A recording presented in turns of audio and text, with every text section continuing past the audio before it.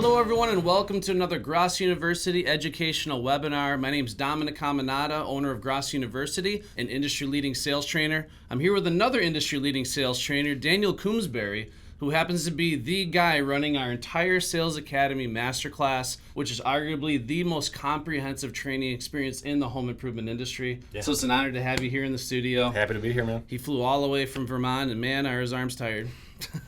So this educational webinar is going to be full of rich content that you can use to grow and scale a sales army right away. So as always with the Grosso educational webinar, make sure you get your pens and your note paper handy because we're going to be dropping some golden nuggets on this webinar. They're going to be transformative in nature. And as you know, the title here is The Art of Onboarding and Training Sales Warriors. And of course, this is something near and dear to my heart, something that I take very, very seriously. The most fulfilling thing I've ever done in my life is take salespeople that in some cases didn't have a pot to piss in or window to throw it out of, and you give them this gift of this masterful onboarding and training experience. And when you do it right, you almost get this person that maybe was down and out, maybe was giving up a little bit on themselves, and you instill this eye of the tiger, this fire, this newfound belief in themselves. And then a year later, you see them buy their dream house, you see them buy their dream car. It completely changes their lives. And that's one of the things that, again, I get the most fulfillment out of. So Dan, obviously you're actively involved in training salespeople all over the country. Yep. Since you've been kind of thrown into that seat as one of the world-class trainers in the business, I guess, what are some of the things that you take away from trainings, especially when you're seeing others succeed, right? When you're seeing those sales come in, you see their life change before your eyes. What does that mean to you? Well, I mean, you just described my transformation from not having a pot to piss in to getting to the point where I'm living in my dream home. And I always loved that rush I got after writing a deal. But I didn't realize that I was going to feel that 10 times over when I trained other people how to do this and they found success for themselves. So that was really transformative for me. I think having a leader like Dominic who basically believed in me as a leader before I believed in myself, that was the lesson in all of this. So if I can help other people get to that level, that's the goal, I think, for all of us. No, it's been amazing to see you flourish and blossom, and just the level of passion you have for continued education. And salespeople can literally call you day or night. You answer your phone, and they just love how real and authentic you are and genuine. So, and that's going to be some of the things we're talking about. The salespeople really need to be able to look up to you as an authority figure, but someone that truly has their back and will do anything and everything to help them achieve their goals. Right. So we'll talk more about that as we get into this webinar. Because ultimately, if you're going to build a sales army, a team of sales warriors, you need to be an effective leader. Yeah. This is a leadership issue, right? Mm-hmm. How do we measure effective leadership? What are we really looking at to measure whether or not someone's an effective leader or not? What does it really boil down to? It really boils down to belief in your company, your products, your price, everything that we talk about that you have to get the sales representative to be sold on every single day. We're emotionally intelligent people as salespeople. Mm-hmm. If I am talking to a leader and I know that they don't believe in the company, I'm not going to follow that person. Yeah. But you had us all just bought in hook, line, and sinker, and it's because you led by example, so you were easy to follow. Yeah, when you have a really well put together and professional onboarding and training experience, the real goal there is you're trying to instill that high level of belief, of course, in that sales rep, that salesperson themselves. And that's why so much of the mindset motivational training is vital. But also, when your training and onboarding experience is highly professional, the belief they have in you as a leader and the company they represent, the products and services you offer is radiating.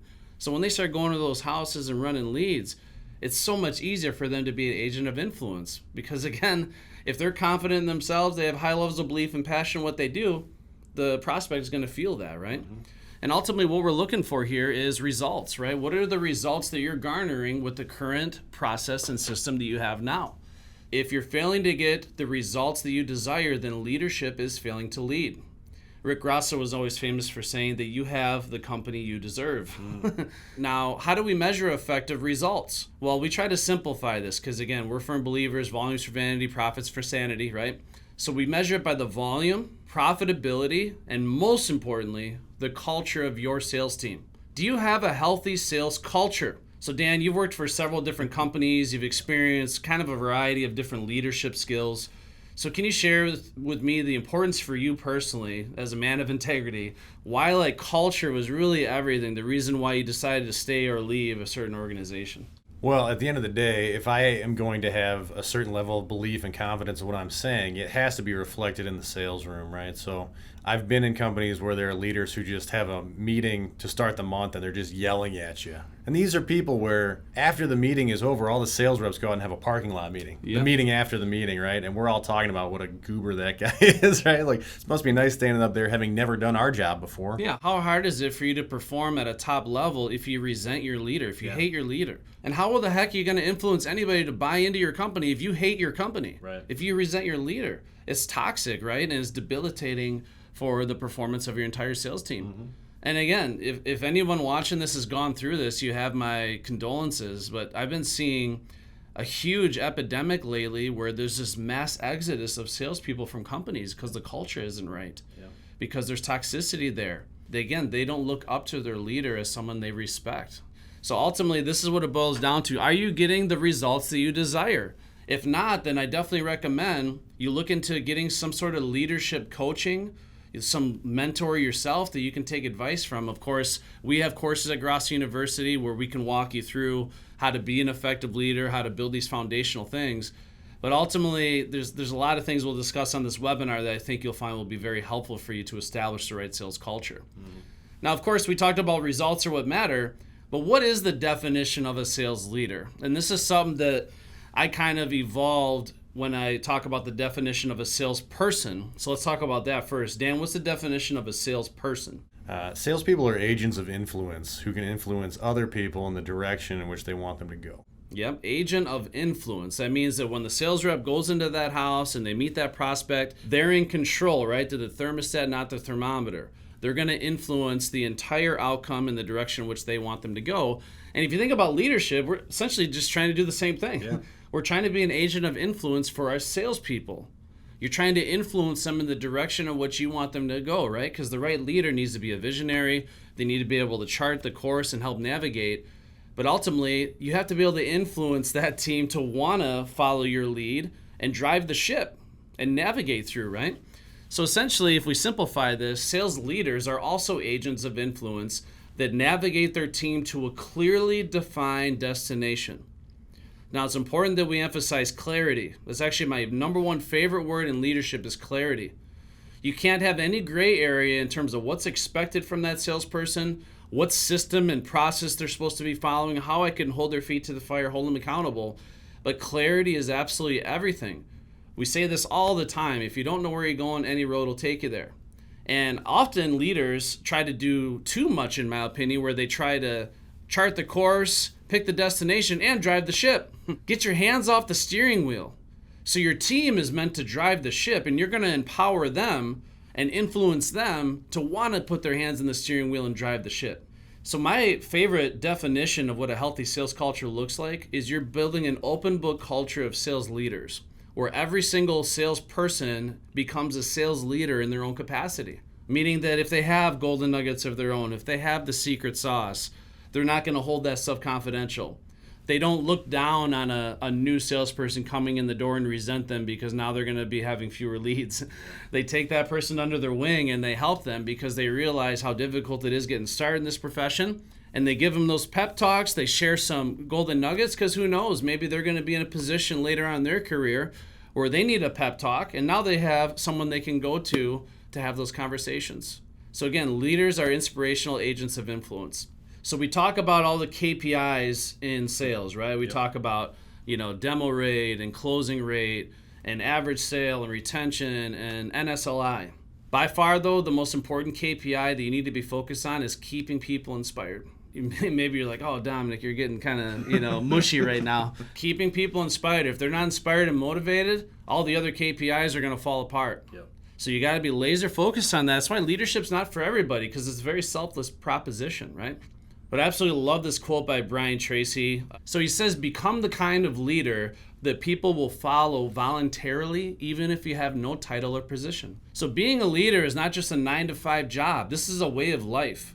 Are you somebody that people look up to in and out of work? Are you somebody that if you're passionate about something and want to pursue something, that they will follow your lead even if there's no compensation required? We talked about this already. We kind of alluded to this. But Dan, again, what's the most important thing you need to train into your sales team? You need to instill into them? Yeah, that is belief. I apologize. I jumped That's the gun okay. on That's that. all right. It's such an important part of the job. You have to sell yourself first thing in the morning every day, or you can't sell anybody. So I've had situations where I'm interviewing a salesperson that in the present they were working at a cellular store and maybe making $40,000 a year. Mentally, it's hard for a salesperson that's making $40,000 a year to comprehend the fact that with this new opportunity, their personal worth is now multiple six-figure income, $200,000, $300,000, $400,000 a year. So I found that just like in sales, we train on seeding and layering. So what's seeding and layering, Dan, in sales? It's where you plant an idea in a prospect's mind, and then through repetition, it begins to grow and nurture into a belief system. So again, agent of influence, right? That's what a leader is. So from day one, the second I would be in front of this person, I would let them know that this is a multiple six-figure job and they're worth it, right? Over and over and over again. You know, even if you're barely scraping by, you're going to make $200,000 to $300,000 a year. This is the expectation. This is the standard. And you had a similar experience in our interview when I talked to you. What were you selling and performing at and making prior to the interview? And then afterwards, what ended up happening? Well, I'll never forget it because it's just that was a moment that was transformative looking back on it now. But I had sold $1.3 million in windows, siding, and doors in the previous year in sales. And when I came in and I interviewed with Dominic, he told me, most people like you who have been successful in other places, they come here and they double their output. And almost to the penny, that's what happened. The following year was doubled the output. But I more than quadrupled my income, which was crazy because not only did he teach us how to sell a ton of volume and be consistent salespeople day in and day out, taught us how to sell profitably. And that's really what it boils down to. That's where you make this crazy jump in income.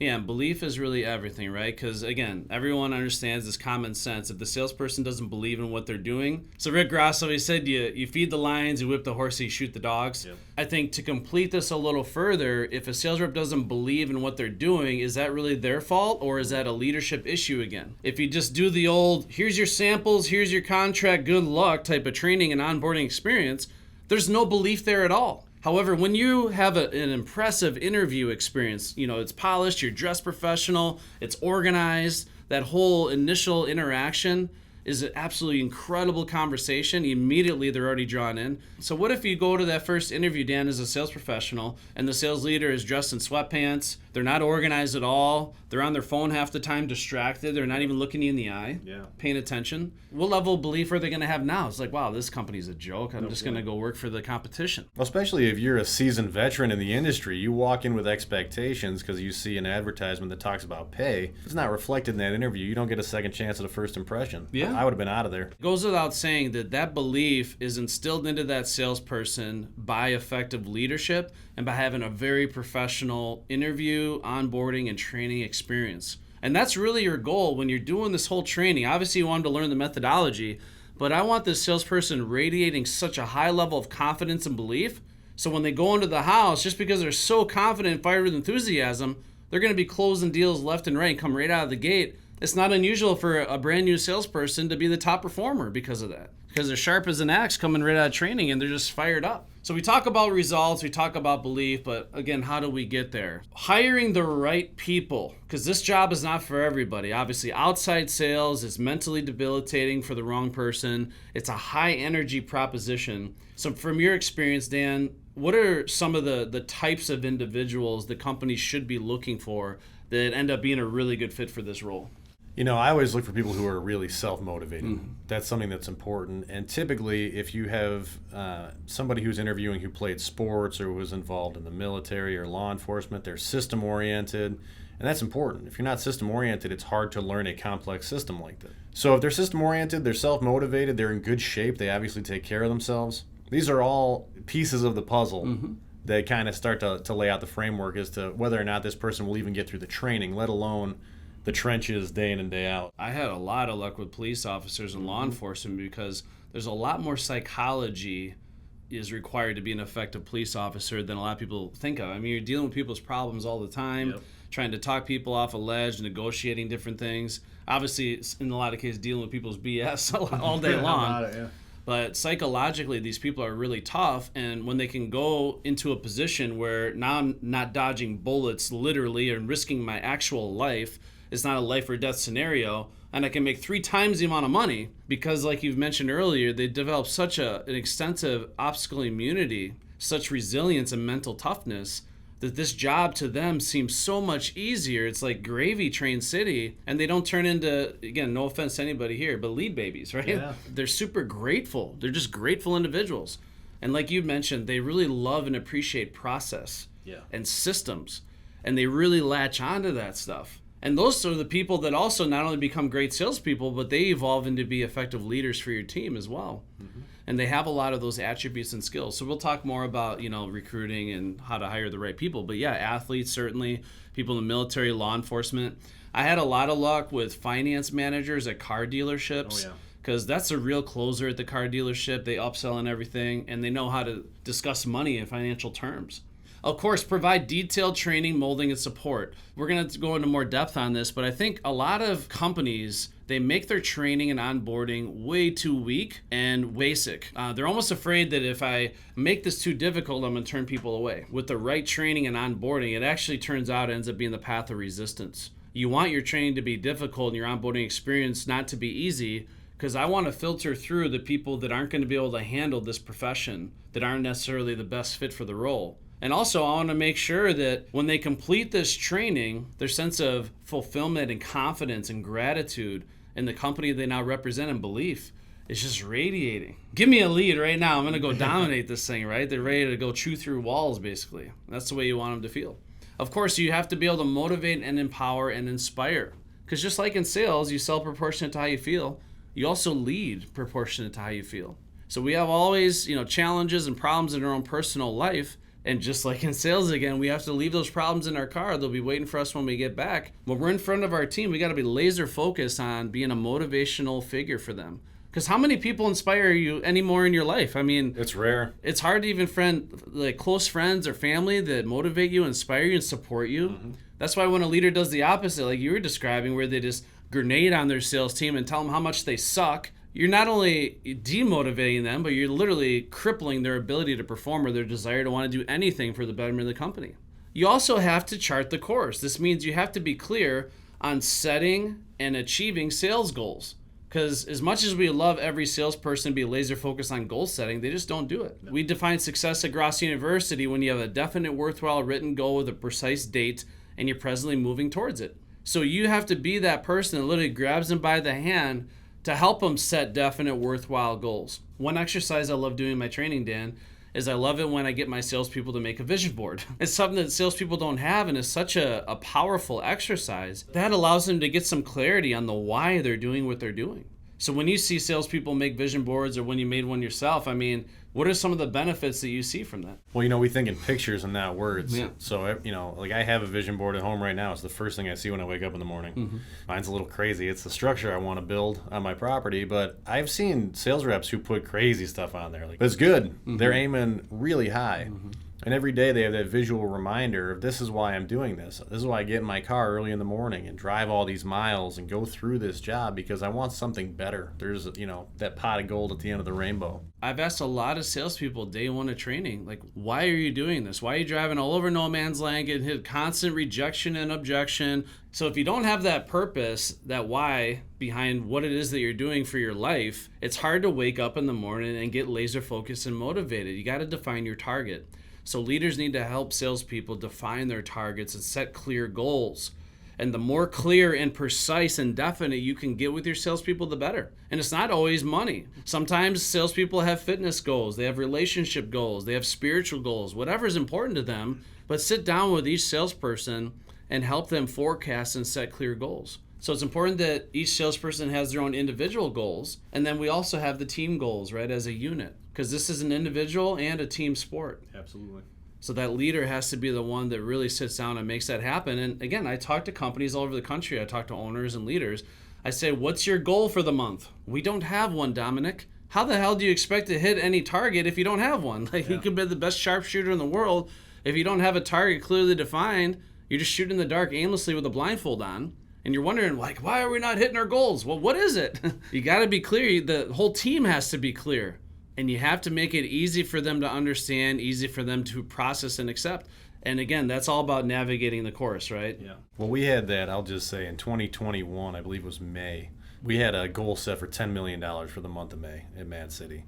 And we hit it in the first 2 weeks. That's unbelievable. It was nuts. Nate came in and he just started throwing huge cash prizes down. Yeah. He's like, let's see how far we can push it. We ended up writing $18 million in business that month. And it was crazy. Everybody was just unconscious. We were so fired up and locked in. And he was throwing out prizes, $3,000, $5,000, whatever. We were clawing over each other, writing as much business as we could to get there. But you've said that several times that, with the right strategy, you can turn 1,000 or 2,000 into several million. Totally. Because each individual salesperson's fighting for that, obviously for the money, but just to win, get recognized. That's what it was. It wasn't even the money. We just wanted to win. Recognition is more important than any money will ever be. Yeah. That's how you can be really creative and clever as a leader, how you're incentivizing your team and recognize them. It's really, really key. Yep. What are your core values for your business? So if I ask you what are your core values and you look at the person next to you, like, you definitely have some work to do, because that becomes the built-in filter to which you hire and basically onboard anybody moving forward. If I'm interviewing anybody, I don't care if they are God's gift to sales, the best salesperson in the entire world, if they're not compatible with my core values, they will not work for me. Because the best way to lose good employees is to tolerate a toxic or bad one.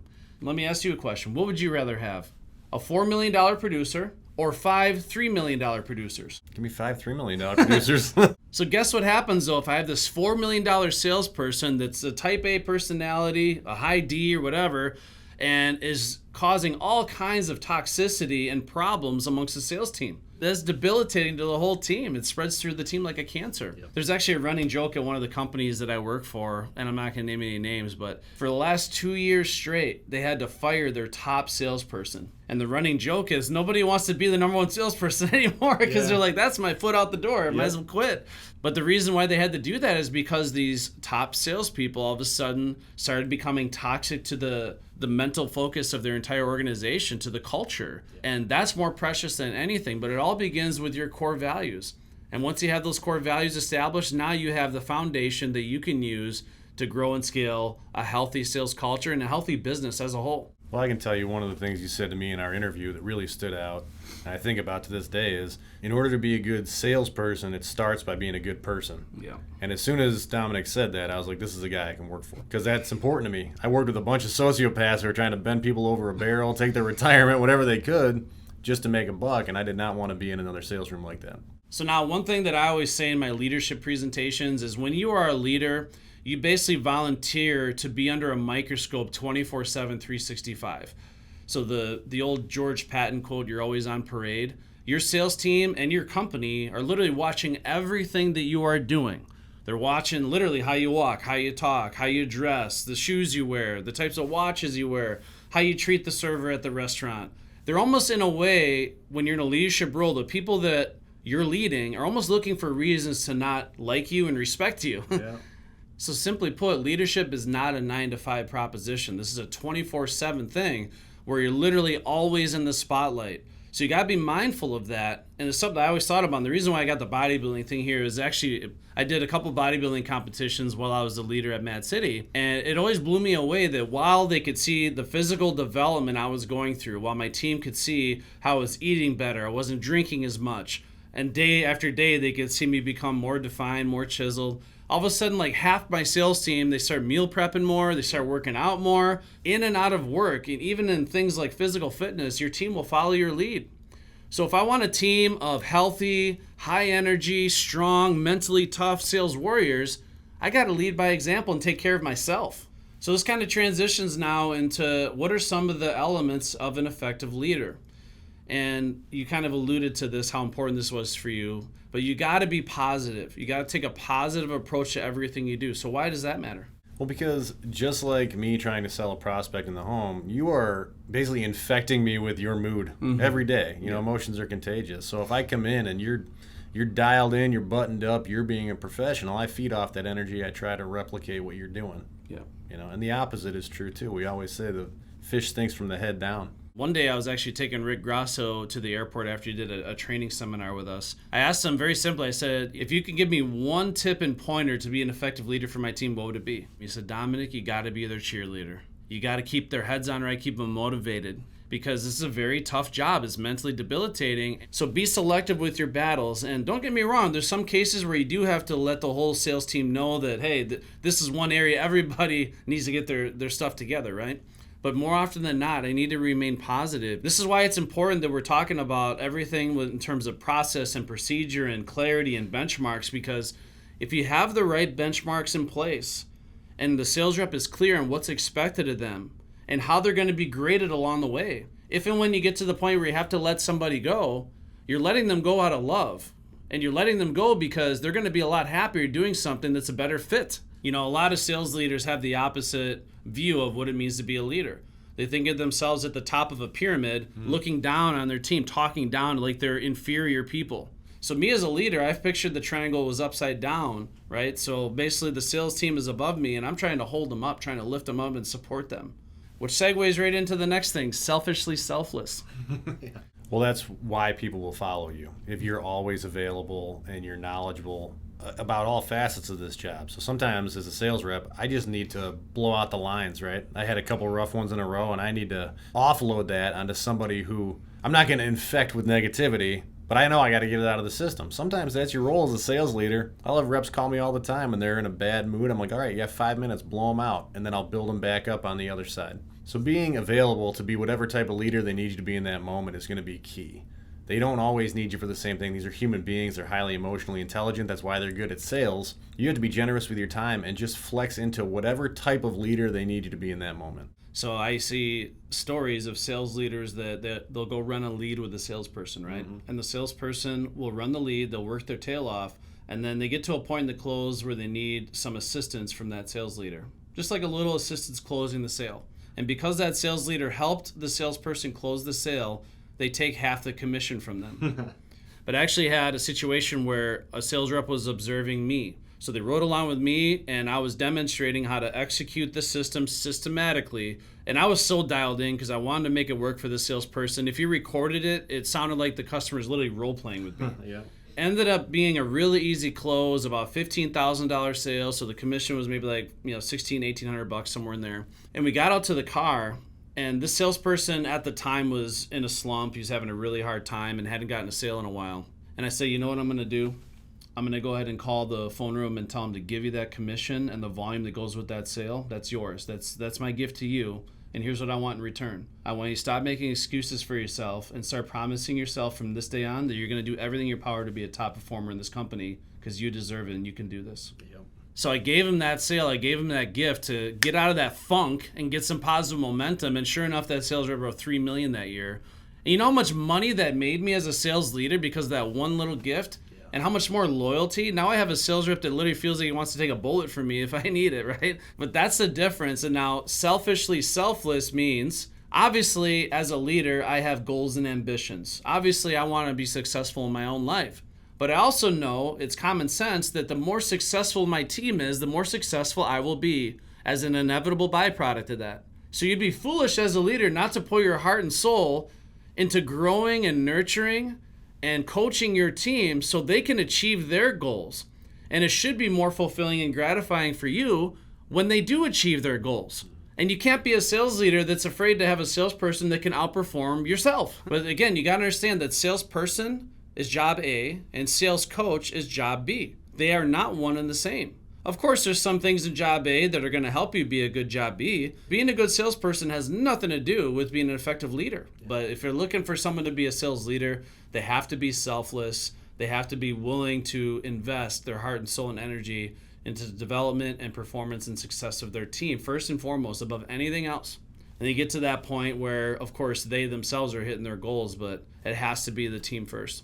Of course, we talked about being a visionary. That's important. Sales leaders have to be mentally tough and also systematic. What if you're trying to coach an NFL team or a team in the NBA or any team for that matter, and you don't know that playbook forwards and backwards? How good of a coach are you going to be? Yeah, terrible.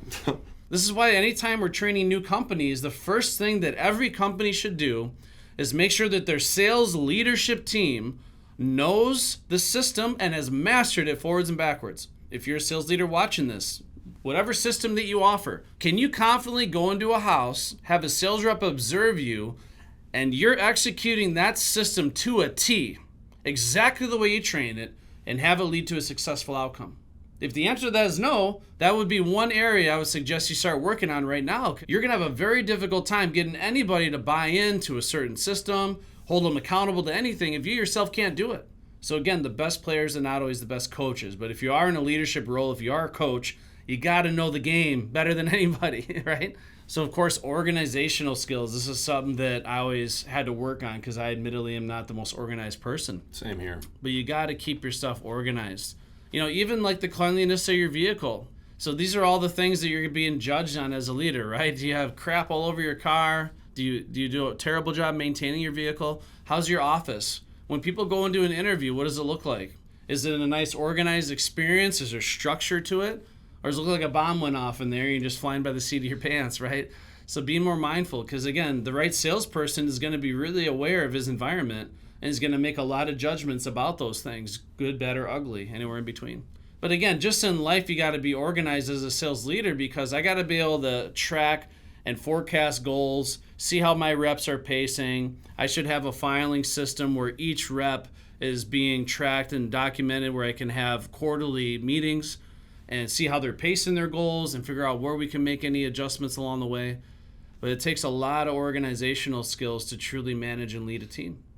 And of course, you got to be results oriented. You got to have a daily sense of urgency as a leader. Imagine trying to coach an NFL team or any football team for that matter, and you never once show up to a game to see them play. Right. Again, obviously the things that I'm working on in the training room, in the practice, are going to be a lot more productive if I know exactly what's going on, the things we need to work on after seeing them play for real in the game. Well, 2 months off course, you're so far gone at that point. It's really hard to get that person back. So you got to be on top of it. I mean, nobody likes being micromanaged. You need to set up programs where, as a sales rep, you control your own destiny. So I had a manager at the first company I worked at who said, if you go 0 for 5, we pull your leads for the next day and you're on a ride along. We just always do that because if you're 0 for 5, your head is shot. But I talk to leaders all the time. They're like, this guy's 0 for 30. What do we do? I was like, 0 for 30? How's that even possible? Yeah. It's too late. Yeah, again, as long as you have those guidelines and expectations and standards, it's clear in the beginning, then you don't have that issue of, the sales rep pushing back on that stuff, right? Yeah. My advice is don't just ride with the people that are underperforming. Ride with everybody. Oh, yeah. I actually had a lot more success in my career making a good salesperson great. So you got to share the love. Plus, then it doesn't have a negative stigma towards it. Good, bad, and ugly. If there's something that you're doing well, I want to make sure we're able to share that with the rest of the team. Again, I learned more from coaching and managing my team than I ever did from any book I have ever read or any seminar I've ever attended. It's because I was always trying to get in the trenches with my top guys and anyone in between. Well, when you got in there with the top guys, you kept raising what was possible. There was just a Roger Bannister effect, and all of us were chasing these guys every month. I was like, dude, I would be at the top of every company in the country this month, but I'm number 7 on our sales board. Like, this is maddening. I got to get to the top. Yeah, and you're happy about it, right? Oh, yeah. Just like any building, the right sales culture, the right sales team, you need the right foundation to grow and scale in a healthy manner, right? And one analogy I like to use is the Sears Tower or the Willis Tower in Chicago. So obviously a very famous skyscraper, one of the tallest buildings in the world. And if you look at the foundation, this has actually got 200 concrete cylinders that go 100 feet underground. 2 million cubic feet of concrete, clearly an impressive foundation, but at the same time, it only goes 100 feet underground. And yet the Sears Tower is 1,450 feet tall. So the moral of the story is if you have a really strong foundation to grow and scale your sales team, what you can build upon that is truly unlimited. Yeah. But the worst thing you can do, though, is get out there and try to sell millions of dollars worth of business and you have no foundation. And then we run into situations, Dan, where we get these companies coming to us for training and they have 30, 40 salespeople doing it 30, 40 completely different ways. And it's like a bunch of chickens, it's like herding cats, chickens running around with their heads cut off. Yep. It's an absolute disaster to try to wrangle everybody in now and then get them to embrace the system. Of course, as you're growing this team from the ground up, it's important that you have the foundation that they can all latch onto and build from. And of course, we encourage them to build upon it over time. We're going to talk about what are some of the elements of a strong sales foundation. Of course, one thing that it should go without saying is you need a sales process a step selling system that's consistent, a step selling process that everybody is trained on, everyone is required to master, and something that you can hold the team accountable to. So you need your company playbook. That way I have a foundational sales training methodology I can hold them accountable to. Obviously, you're going to pair that up with the actual literature that backs it. And I'm a huge fan of having scripted points of the product presentation and the whole sales process that are mandatory for salespeople to learn. Now, of course, you don't want to script the entire thing, but there are certain things that I require they learn verbatim because that becomes a lot of the foundational elements they can build upon over time. So now, some people are visual learners. So one thing we're really big fans of here at Gross University, and something that I worked a lot on as a sales leader in my previous life, is having video training that supports the literature that you're providing them. One thing that is commonly taught in sales with the Glenn Ross mentality is always be closing. Look at my shirt here. Yes, I'm a closer, right? Always be closing. And Lord knows we're big fans of that. But one thing you should always be doing also is recruiting. Yeah. Now, one thing I see, Dan, is companies that they take their recruiting engine, they turn it off and on and off and on and off and on. So my mentality is you never know when a top performer is going to be looking for their next opportunity. Yeah. And you never want to lose your chance at attracting one of those top performers, especially today's day and age, where people are seemingly having a difficult time finding quality help, right? If you want to grow your business organically, you should be looking to build that sales force up continuously. And also, how am I going to raise the bar on what's possible unless I'm continually bringing in fresh blood that don't necessarily have the bad habits and instilling these big, hairy, audacious goals into them? Because one thing you saw commonly with our team is almost always a new salesperson that raised the bar on what was possible. Yep. And also, if you have these salespeople that are kind of tiptoeing on the brink of getting fired, well, obviously it's hard to fire somebody unless you have someone to replace them with. Yeah. So bringing in new people constantly allows you to filter out the people that are hanging on by a thread or simply are not hitting their benchmarks for months at a time. Then it's kind of self-cleansing, right? Not that you're looking for a reason to fire people, but if you're being totally honest with ourselves, a lot of time we hang on to people too long that don't belong there. So you got to picture in your mind that there's a shark at the bottom of the sales board that's chomping its jaws all day long, and the shark is always hungry. So the goal is, of course, to have several people between you at the bottom of the board, because if you get there, it's going to swallow you up. Now, what would you rather train, Dan? Somebody that's been in the industry for 20 years or somebody that's brand new, green, and has a great attitude? Yeah, give me the green guy for sure. Now, why do you think a green guy is somebody that would be a better preference compared to a seasoned veteran? Well, selfishly, there is just immediate buy-in right off the bat. Whereas we get a lot of seasoned veterans who end up coming around, but it takes 2 or 3 days for them to realize, well, I've actually never had sales training like this before. Mm-hmm. But more often than not, you funnel it down to bad habits. Somebody who's green has not done this before, so they don't know how to do it wrong. Yeah, and I found that coachability, moldability was more important than your experience. Yeah. And as a matter of fact, when I had a sales rep down for an interview, not for everybody, but for a lot of people, especially if this salesperson had like a D personality. Let me ask you a question. Do you consider yourself a coachable individual? Oh, yeah, I'm coachable. Great. I'm really happy to hear that because that's required in order for this to work. Give me an example specifically of when you followed a coach's instructions to achieve a common goal. No response, right? Like, okay, well, that's definitely something that's required. And then I put the sales book down in front of their face. You see the sales book here? Even though you have a lot of experience, it's going to be mandatory in order for you to be successful in this organization that you master the contents of this 160-page Bible of in-home selling. As a matter of fact, we test all of our salespeople out on all the scripting, the step selling process, all the methodology, and you will not work here unless you can master the way we do things around here. So let me ask you a question. What are you willing to do to step up to the plate to maybe unlearn what you used to do and learn our system? Mm-hmm. Is that something you're willing and able to do, and why? So that's so much more important than their sales background, because by far the best salespeople I've ever trained weren't necessarily home improvement salespeople in the past. Yeah. Now, you obviously were a unicorn. You had a strong background, and you were referred by somebody I really held in high regard, which helped, right? I'm like, okay, if this guy's referring Dan to me, then Dan's got to be one of those unicorns, someone with a great attitude, someone that's really a team player. It's like a donkey with a plunger stuck yeah. in the head. Yeah. But that's why, having the interview process is important. You never know when you're recruiting constantly what type of these unicorns are going to come through the door. I think what's important for everyone watching this webinar right now, if you're having a hard time recruiting, you need to cast a bigger net. I would go through all the recruiting platforms possible.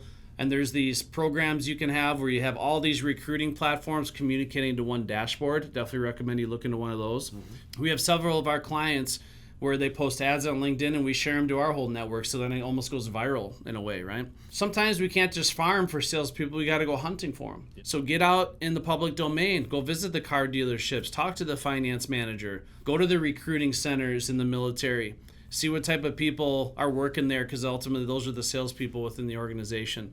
So as long as you have a good attitude and a work ethic, I believe with our system, almost anybody can become a multi-million-dollar producer. But you have to have the attitude and work ethic, otherwise it will never work. And that starts with leadership. You have to create a culture where that's just felt the minute they walk through the door. One thing that I think is important too, because if you're a sales leader that's interviewing people, you don't want to necessarily be wasting your time with people that simply are not qualified for the job. So what we did is we had an HR manager that did a phone interview with all the candidates first. And I came up with a list of questions that they would ask each candidate over the phone to determine whether or not this is a good fit for them. So for example, they would say something like, I'm sure you saw this when you applied for the job, but this is a Monday through Saturday job, and you typically run 3 appointments a day. So usually leaving your house at 8 in the morning, sometimes getting home at 9, 10 o'clock at night. So 12, 14-hour days are pretty normal around here. Why is that a schedule you're willing and able to tackle without complaint? Yep. So just kind of hitting it between the eyes with the hard questions, because we're not going to sugarcoat what's required. So obviously you can make a lot of money doing this, but there's a reason why it's such a highly compensated job, because it's difficult. It's hard. That was my immediate follow-up question when she asked me that. I was like, I'm in, but what's the average commission? And she was like, well, most of the guys here make 12 to 16%. So I was like, okay, I can do that. Yeah. Yep. You got to have everything laid out in an organized fashion. So when I had someone down for an interview, I had our policy and procedures document, I had our sales training book, I had my online university pulled up on the computer, because I wanted to demonstrate to them how professional this entire experience will be and all the tools and resources that will be available for this top performer if they elect to work for our company. But once they can handle the tough questions, like they can handle the schedule, they can handle the one-call close, the 12-hour work days, the stress of the job, now you want to be able to sell them on why work for your company versus any other home improvement company. Have them play the movie in their mind of what's going to happen when they elect to work day one of training. I just want to make sure that the second they come into the classroom for sales training, they're not blindsided with these expectations that nobody ever mentioned to them. Now, I'm going to lay it on thick day one of training what's expected of them, but at the same time, it shouldn't be the first time they've ever heard this stuff. Right. So one thing I would spend a great deal of time going through day one of training and actually after the final exam was policy and procedure. Well, it's important for you to have an ownership position because you have to have a roadmap. This is how my company runs. But from a sales rep's perspective, I always appreciated this. Even if I didn't agree with the particular policy, at least I knew what it was. Yeah. And that way, if we ever encountered a situation where that particular policy came into play, if I was in violation, I didn't have a leg to stand on. And I knew what the rules were and what the expectations were. So even though I didn't like them, I'd follow them because I was making a lot of money. I wanted to maintain employment. Yeah. So this is your governing document that you use to hold your sales team accountable that gives them clear benchmarks in terms of performance. Of course, a lot of companies we consult with, they grade their salespeople on NSLI or net sale per lead issued. And if you don't know what that is, we're definitely happy to sit down with you and explain how we come up with this number and why it's important. But we do this with most of the clients we work with. We sit down and we have them build custom policy and procedures documents. And I feel this has to be one of the first things that you do before you try to grow and scale a sales team. Because if you have a group of 5, 6 salespeople that were used to doing everything their own way, if you give a sales rep too much autonomy and don't hold them accountable enough, it's almost impossible then to reel them back in and try to get them to buy into new policy and procedure after the fact, right? Mm-hmm. But it's a lot easier day one as I'm trying to grow and scale a sales army that everyone is on the same page. You never want to have a sales culture where certain people are above the law. Yeah. You can't tolerate that for a second, because if one salesperson is above the law and the other salesperson see that, all of a sudden you run into a situation where everything spirals out of control and nobody is following policy and procedure at that point. Yeah. So it's important with any of these benchmarks you have in place and communication requirements, do you have a sales culture where it's line in the sand? Here's the line in the sand. Nobody's above the line in the sand, right? Yeah. And everybody's going to be held to the same standards, like communication requirements, the phone calls they make from the house, the way they handle a lead. Well, we have a client that I've been working with recently. We set the tone for policies and procedures. From this moment forward, this is how we're going to do it. And a seasoned rep there said, so what are you saying? How's it going to be here now? And I was like, it's going to be like this.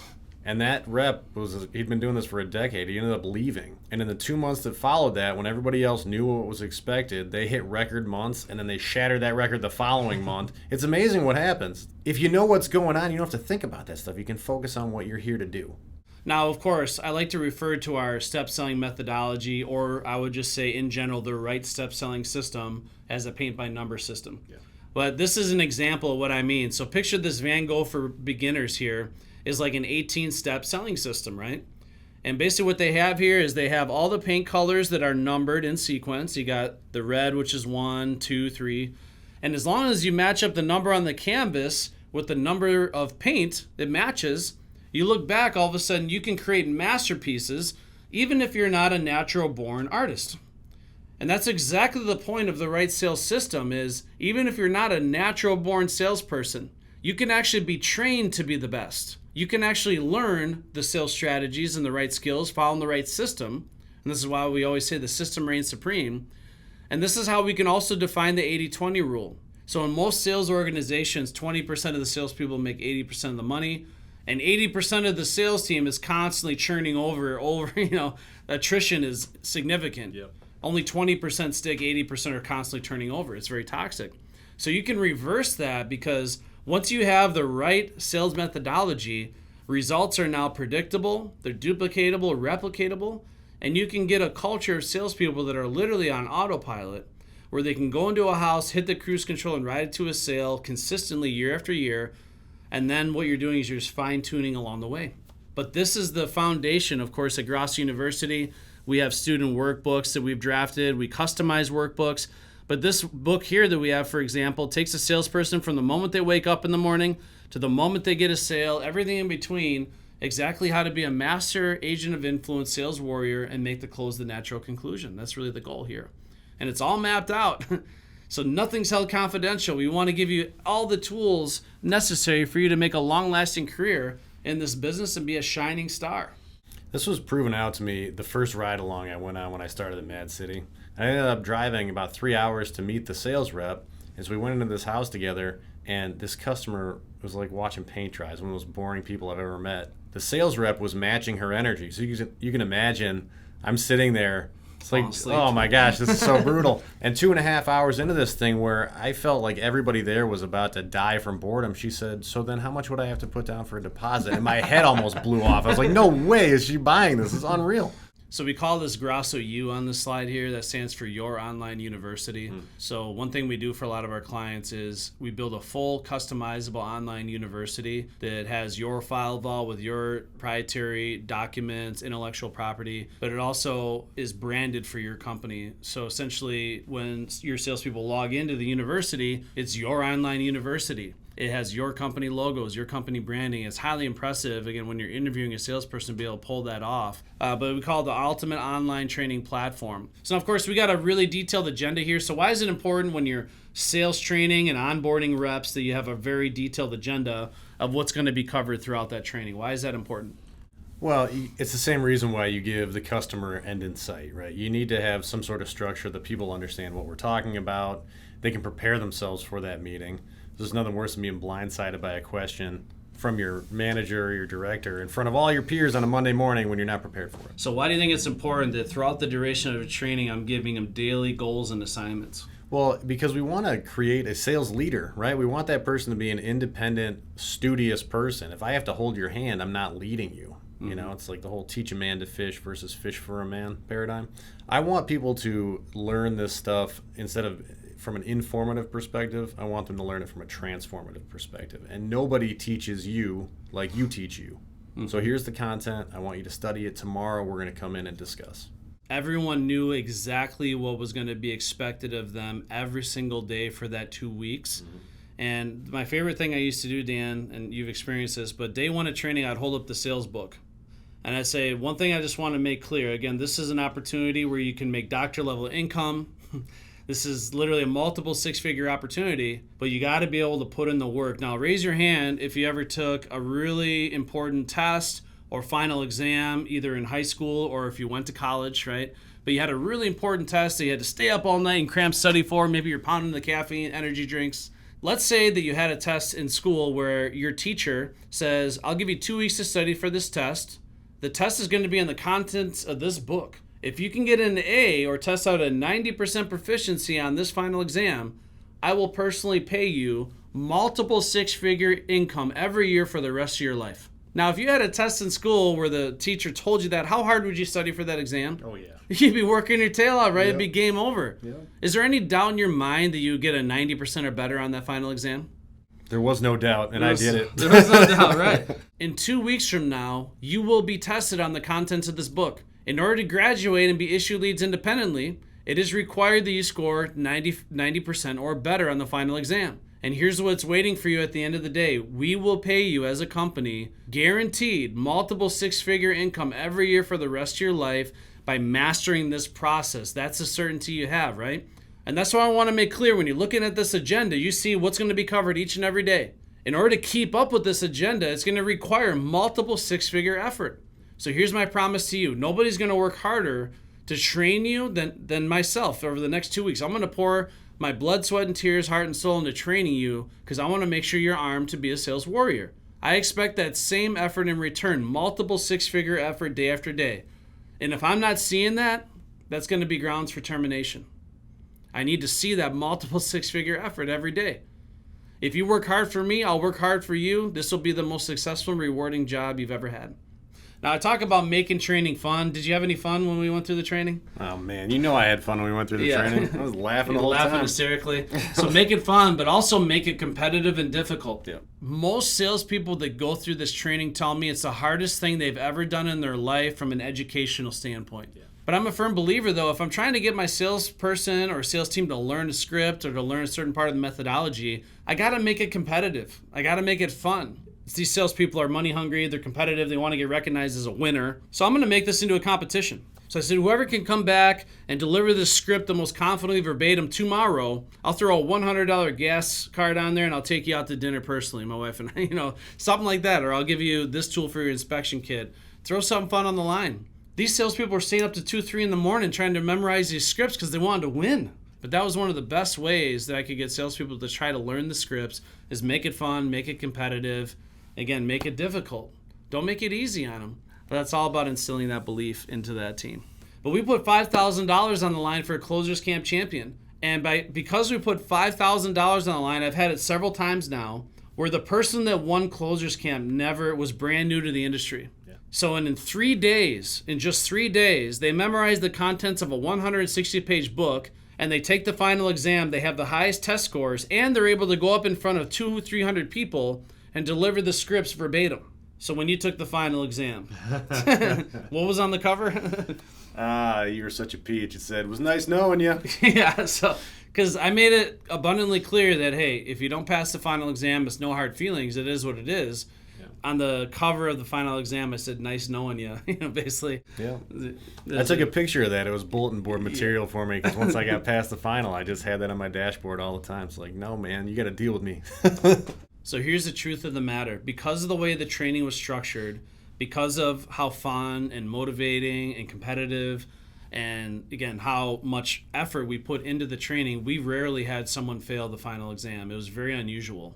But that's the way it should be, right? If you have a whole class of people that fail, it was really the teacher that failed. Yeah. So I took a lot of responsibility to make sure that I was communicating with different personalities in a way that they can understand it. I never looked at a personality assessment or personality test as like a hire fire filter, but I did look at it as a management tool. So if I had a better understanding as to how this person's brain is hardwired, how they learn, how they're motivated, things of that nature, that's going to make me a much better trainer. And then I can make sure I'm incorporating elements into my training to help this person understand it better. We really focus on here is trying to make sure that even a 6-year-old can understand what we're saying. We try to break it down so it's easy to implement, it's easy to understand, and easy to execute. Because this could be really complicated really quickly if you want it to be, right? But we try to dumb things down and explain it in simplistic terms So anybody can grab onto this stuff and learn it and execute it. And then, of course, we can build upon that with more advanced sales strategies as time goes on.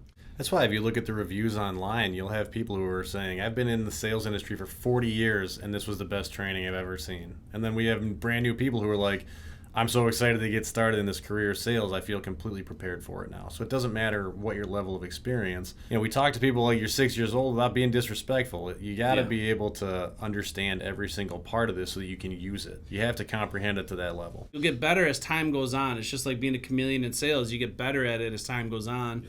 You learn how to relate to people of all different walks of life and speak their language. You got to be a chameleon as a sales trainer too. Of course, as I mentioned earlier, the brain's like a bucket with a hole in the bottom. So in order to keep topping off that bucket, so to speak, make sure we're keeping that sales rep fully armed for battle every single week, it's important to have really organized and detailed sales meetings, right? So when you were in sales, and especially now as a trainer, how important are those sales meetings? Well, they're crucial. So when I was in those meetings as a sales rep, every Thursday we'd have a meeting, and I would leave it being like, man, I used to do that. We just refreshed on something I trained on. That was really effective. I stopped using it for some reason. And then I'd go out and I'd implement it in the home and make some money. It's one of the most common things that I get salespeople telling me when they go through my training is I can't believe how many things you brought back to light that I used to do. Yeah. And for one reason or the other stopped doing. Yeah. And the reason why is because everyone develops bad habits over time. It's just human nature, okay?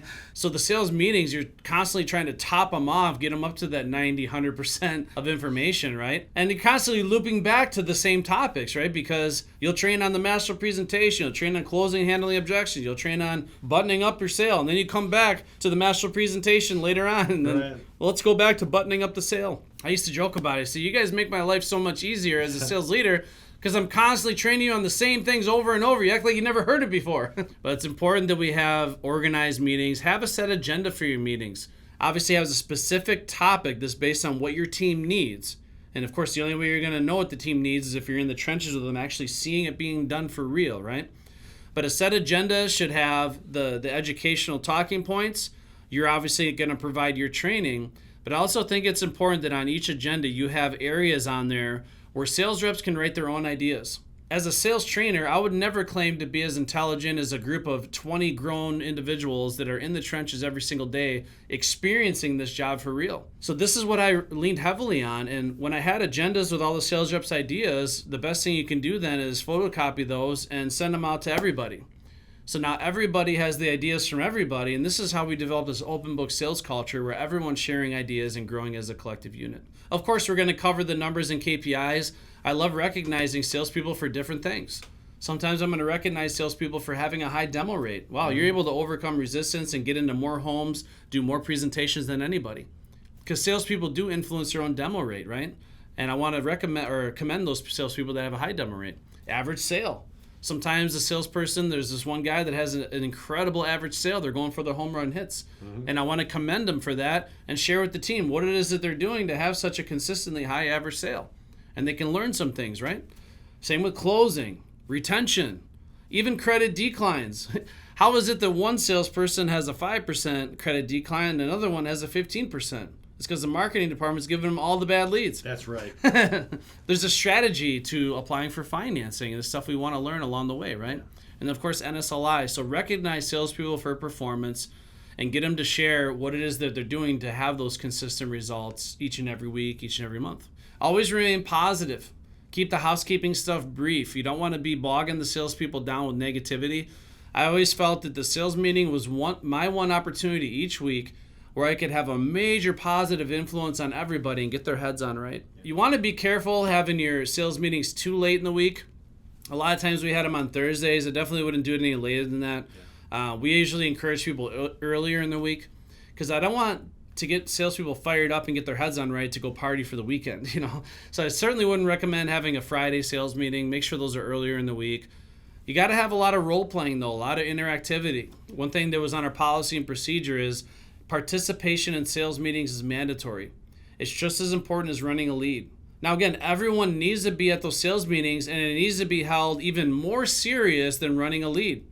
So just like you wouldn't skip out on running a lead, sales meetings are not your opportunity to go run your errands and get your chores done. This is vitally important that you show up to the sales meeting, you contribute. Even when you're doing sales meetings, it's important that when I cover a topic, we do some role playing. Now give my team an assignment. So when they come back the following week, it forces them to take a deeper dive into the subject matter. And that assignment, of course, could be paired with some video assignments and things to complement what you're doing. And then last but not least, most importantly, make sure I have a motivational segment that I've prepared for. Whether you have a motivational video that you play, maybe there's a certain chapter in a book that you guys read together. Sometimes I would literally play a chapter from an audiobook that had a big impact on my life, that it was really inspiring. Maybe the scene from a movie, maybe something funny, but get them in a positive state, get them motivated so they can go out there and continue to perform at a top-notch level. So we'll be brief on this, but I like to think of sales leadership like lane assist on your car. When does a lane assist turn on? Does it turn on when you're already in the ditch going through the cornfield, or does it turn on when you're slightly off course? Yeah, it's there to bump you back in between those lines. So the reason why it's important is bad habits occur very quickly in salespeople. That downward spiral can suck them down so quickly. They say when you're hot, you're hot. When you're not, you're not. If a sales rep went 0 for 5 and they have stinking thinking, that's going to translate into more rejection. That's going to translate into more obstacles and even more negative energy. So as quickly as possible, when a salesperson is drifting off course, certainly not hitting their benchmarks or dipping below their NSLI, I want to pounce on that as quickly as possible as a sales leader, because I want to steer them back on track as quickly as I can. Because I find if I make these minor course corrections along the way, just like lane assist, the heavy lift that's required to get the salesperson on track is not as bad, right? It's a lot easier. It's just a little tweak, some minor adjustments in the delivery. As I'm training them, obviously I'm trying to steer them in the right direction, and then they get out in the field, I'm riding with them, observing them, and I just want to make sure before I release them to the wild to run leads independently full time that they're going in the right direction. So it never stops. It's a very hands-on proposition, but a couple great analogies of how to look at sales leadership. Now, why do you think when you ride along with the sales rep, Dan, that it's important when you're observing them to have some sort of written evaluation? Why does that matter? Well, for the same reason that it's hard for a sales rep to look back on a conversation and remember it objectively, you're the same as a manager. You got to write this stuff down, right? I mean, the dullest pencil is better than the sharpest memory. Yep. Now, it's important when you're observing a sales rep that you truly act as a fly in the wall and you try not to intervene. Because the reason why you're riding along is you're trying to get the best representation of what happens absent of you there. And of course, as some of you sales leaders know, that little bit of assistance you provide in the company story or the product presentation and certainly the close can be what made or broke the sale, right? So essentially, without being harsh, you want that sales rep to run that lead to the point where they get to the dead end, they're waving the white flag, they almost crash and burn. And then at that point, of course, see if there's something you can do to save it. Of course, you don't want to burn a lead. But I want that salesperson to take it as far as they can possibly take it on their own accord. And I'm just sitting there flying the wall, taking notes. Now, I used to introduce myself as a finance manager. Said business is booming right now. They're literally cross-training all the finance managers now to basically offer replacement windows or whatever it is. So I'm learning this, John Amir, just like you. If you don't mind, I'm just going to be taking a few notes because they got me running appointments next week. So that way when I'm sitting back taking notes, they're not like, what is this guy writing down? Yep. But you want to notate as much as you can. So throughout each step of the sale, how their introduction unfolded. Are they making that connection, building rapport, cognizant of their environment? Was there certain things they said or did in the intro that I felt give them a good or a bad start? And ideally, you want to put as many positive things into this evaluation as you can because I want to inspire their confidence. So again, if you look at this evaluation form, at the end of it, we have all the steps to the sale, but then we also have what are the strong areas and then what are the areas of improvement. And then you want to give that sales rep a specific action plan on what's next. And I love this evaluation because this is something a sales rep can take back with them. They can study, they can read it. It's got all the notes on there. It's got its strong areas that I want them to continue to build upon, he or she, and then the areas of improvement. And last but not least, again, a sales manager, sales leader must be systematic in nature. We already talked about the importance of that. But at any point in time, if I want to get a rep to believe in the process that I'm trying to train them on and hold them accountable to, I should be able to, at any point in time, go run a lead, have them observe me, following the system to a T, and have it lead to a successful outcome. Because I've had it numerous times, Dan, where I had a salesperson I could tell was skeptical of all of this. Yeah. They're skeptical about the company. They're skeptical about me. They're skeptical. I don't know if the system's going to work. I think I can sell better in this. So then they watch this system be executed step by step and have it lead to an easy sale, kind of like you were describing in your ride-along. They're like, okay, I'm bought in now. This makes sense. I probably should pay attention to what they're training on here. Yeah. So a lot of information here on this educational webinar. Hope you're enjoying it. Again, after this educational webinar, we're going to have live Q&A. So we're going to open it up for attendees to have specific questions. If you have questions about recruiting, training, onboarding, hiring, post-training molding, any of the things we discussed here in the art of onboarding and training sales warriors, make sure you field those questions.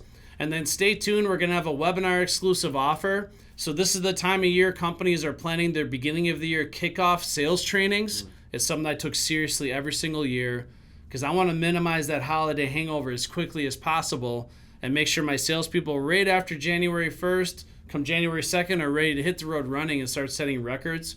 So we'll have a strong call to action for a beginning of the year kickoff sales training. And of course, as always, every single month, the second Monday of each month, this man over here, Dan Coombsbury, is hosting our Sales Academy Masterclass. If you want to make Gross University the official training arm of your organization, all the things that we're talking about in this webinar is stuff that we can do for you as well. We can do all the heavy lifting, and in the meantime, help build out that sales foundation that you need to grow and scale. So any last words, Dan? Bring your team on board. We'll take you to the next level. Let's do it. So great job out there. Appreciate your words of wisdom. Thank you for your endurance going through this educational webinar. We appreciate you tuning in. Hang on for the live Q&A. Dominic here with Gross University with Dan Coombsbury. As always, yes, you are a closer.